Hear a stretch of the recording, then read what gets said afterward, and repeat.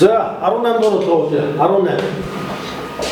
За төгслийн цэгүүд нь энэ функцийн график дээр орших ба ординат тэнхлэг бол дундаж бүхнүүлээр болдог эрчмийн уртыг ол гэж байна. Ординат тэнхлэг дундаж бүхнүүлээр болдог эрчмийн уртыг бол. За тэгэхээр ийм байгаа юм л да. Ординат тэнхлэг гэсэн нь шүү дээ.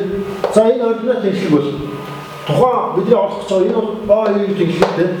А2 тэнхлэг дундаж бүхнүүлээр болдог гэсэн нэг ийм эрчмийн гэсэн.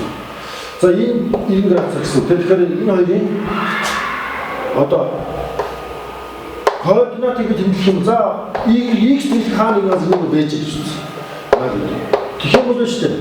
Энэ үзүүрийн цэгүүд x0 y гэж үзэх юм бол нөгөө үзүүрийн цэг нь яг хас x0 y болно. Хас x0.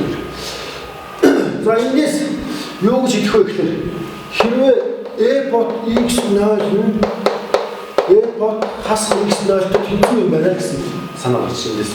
Энэ тэнцүү байх ёстой гэсэн. Ийм баг x0 бол энэ гарч ирсэн. Тэгээ бид нар одоо эндээс x0-ыг олчих юм бол x0-ыг олчих юм бол хэрчмийн уртыг олох гэхээр яг ийшээ x0, ийшээ x0. Тэгэхээр бид нар олох хэрэгтэй юм эндээс 2x0 хэдүүл гэсэн 2x0. За ийм учраас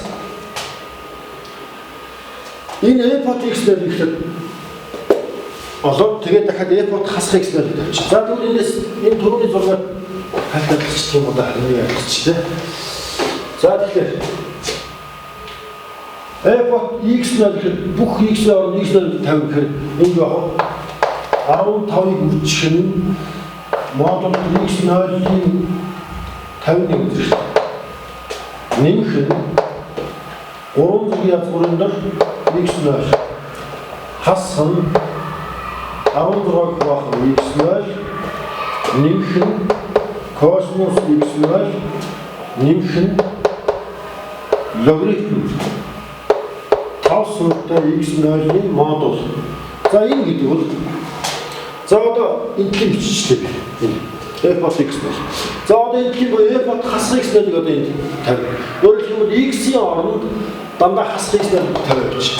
За хасах x0 тавих модуль учраас ямар шалгаа байхгүй. 15-ыг үржих нь x0-ийн 51 үзэх.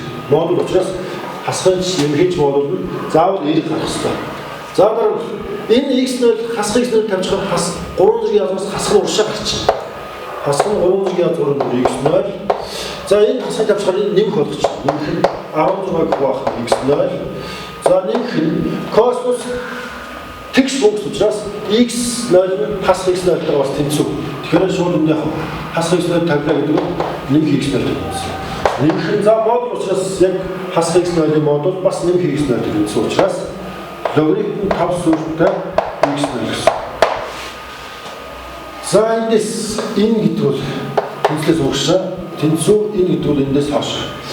За энэ нөхцөлийг бичсний дараа нэмэгдэх юм бол энэ хоёр усна. За дараа энэ 15 x0-ийн 51 зэрэг 15 x0 модулын 50 зэрэг байна. За үндсэндээ бол энэ хоёр хэвлээ. За тэгэхээр энийг ийшээ гаргачих 2 гэсэн төвчтэй болно. Энийг ийшээ гаргачих юм бол 32 гэсэн төвчтэй. Хоёр хураачих юм бол 3 гэсэн төвчтэй. За 16 хуваах нь гэсэн төвчтэй. X-ийг үзүүлчих юм бол болох вэ? 300 язууд x0-ийн 300 язуудын куб тэгээд нэг зэрэгтэй 4 зэрэг тэнцүү 16. Эндээс 300 язууд x0-ийн 4 зэрэг тэгвэл 2-ын 4 зэрэг. За 400 язууд авах юм бол эндээс 300 язууд x0-ийн нэмэх хас 2 гэсэн. За куб зэрэгчүүч хэвэл x0 бол нэмэх хас 2-ын куб чинь 8. 300 язууд x0-ийн куб чинь зүгээр x0. За энэс x0 эсвэл ийшээ нэмэх 8 эсвэл ийшээ хас 0 дээр тохиолдож байх нь. Хас 8 дээр. Ийшээ нэмэх 8 эсвэл хас 8. За тэгээд одоо бид энэ x0 чинь x тохиолдол бид нар юуны Хэрчмийн уртыг авч байгаа учраас эндээс биш шууд x0 8 гэж тодорхойлж байна. За эндээс 2x0 гэдэг маань 2x0 бидний олгож байгаа хэрчмийн урт тийм 2 8-ыг 16 гэж гарч байна. За ингээд ерөнхийдөө бол яг y-ийг тэглэн дундаж бүхлээр болно гэдэг чинь бол яг утгууд нь y-гүүд тэнцүү учраас. Яг x0 гэсэн аргумент болон хасах x0 гэсэн аргументийн утганд функцийн утгууд y-ийг тэнцүү учраас энэ хоёр гарч байна. Тэгээ энэ хоёр нөхцөлийг яг нь бичээд эндээс яг x0-ыг очиход бидний олох ёстой эрчмийн утга маань 16 гэж гарлаа. За ингээд 18 дугаар бодлого маань бодогдож дуслаа.